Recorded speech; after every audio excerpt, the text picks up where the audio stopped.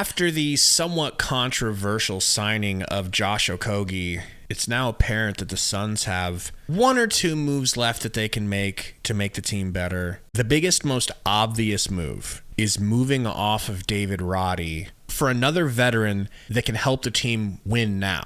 And there are some available, believe it or not. Sundo Cam Payne is still available, and for me, it's really hard to get past him. Considering we just struck out on Kyle Lowry, I think it would be a no-brainer, and I probably would have wanted him over Kyle Lowry in the first place. Cam Payne would be nice. I mean, I wouldn't be upset if we somehow managed to cut Roddy and get Cam Payne on a minimum. That's not a move that I would be upset about for sure. I'm kind of more in the thinking that if we are able to make this happen, let's just say we cut Roddy after Summer League or trade him or whatever, and we open up a roster spot. There's a veteran out there that wants to find a team before teams sort of take their little break here after free agency during the Olympics while everybody's out on vacation before preseason starts. You know, there might be a veteran that might want to find a team. I don't know if I would go Payne. I would want to go a bigger player, a wing or a power forward, maybe more in the likes of Gordon Hayward, my guy,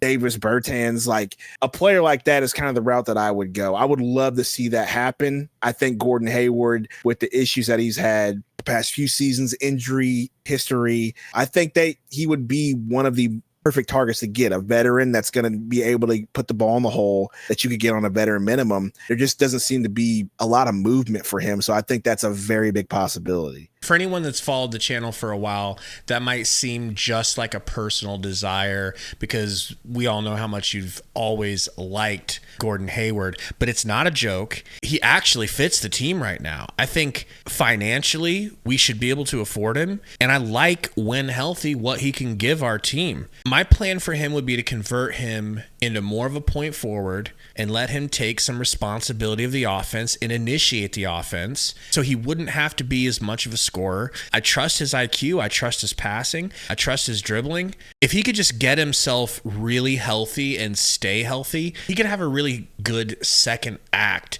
to his career for a couple of years with the Suns. I do like your idea of him being a point forward. I also wouldn't be opposed to him just being a spot up shooter. I think he's more than capable of doing that as well. And as I mentioned before, it seems the way free agency is going, he might be one of those players that fall through the cracks and has to take a veteran minimum. Another player on this list I find really interesting that I mentioned before, Davis Bertans, bro. I don't know what's going on with him as far as he didn't get an extension with Hornets. He's out there, hasn't signed a contract. You know, the market's moving really slow for power forward for some reason. We just saw Sadiq Bey get a contract, but other than that, no one's really moving. I could also see him being another player that does fall through the cracks and ends up getting a veteran minimum, and I would love to see him on this team. Yeah, this is more along the lines of when I wanted Dario Saric. Getting Davis Bertans used to be a joke because he was at one point the worst contract in the NBA, arguably.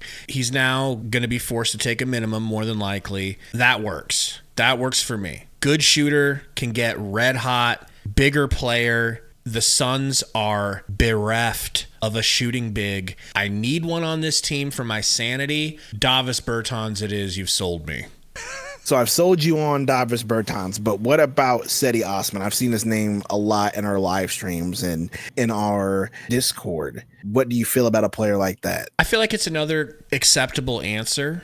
I'm just looking for someone better suited to help winning now. I like David Roddy. I think he could be a valuable part of the future of this team if we were on a different time scale, one that isn't completely accelerated by Kevin Durant's biological clock. We got to win now. We got to win last year. Okay.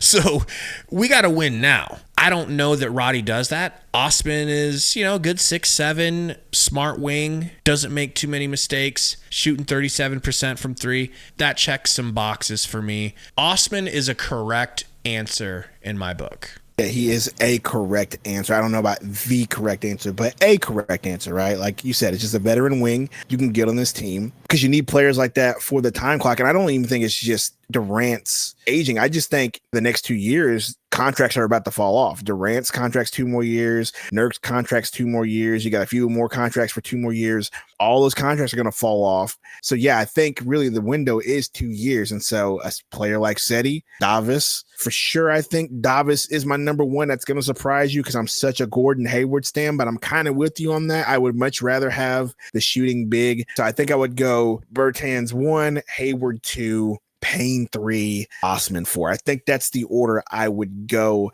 as far as these free agents go. And so we'll see how this free agency window continues to happen. It's just such a slow free agency period this season that we just got to wait and see what the market does. But I do believe these players that we mentioned can possibly fall through the cracks on a veteran minimum. Now, there is one final player that I think is a good honorable mention candidate, Patrick Beverley. And this goes back to having struck out on Kyle Lowry, who chose to go back to the 76ers because, let's be honest, they are the favorites to challenge the Celtics in the East. Patrick Beverley, while I find him distasteful about winning, and if he can come in here, be a dog like he normally is, have some of his energy transfer into the rest of the team like it seems he does wherever he goes, I can live with that. Not necessarily my most favorite name that you brought up, but I can't argue with those points. It would be a veteran presence. He wouldn't do dumb things for this team. He is a dog. He does have that attitude, similar to the Jay Crowder video that we had, I think it was a week ago. Pat Bev brings that same attitude. So I couldn't, complain about that at all. So it's an interesting name. Definitely the least favorite name of this list that we have. And so, but if we end up getting Pat Bev, I don't think I would hate the move at this point. You need to get more depth. He provides that. You need to get more heady players. He also provides that. So yeah, that's a name that, much like you, I'm not a fan of, but if it happens, not going to be upset about it. Tell us what you guys think in the comments. If you think that the Suns need to get rid of Roddy and bring someone else in at all.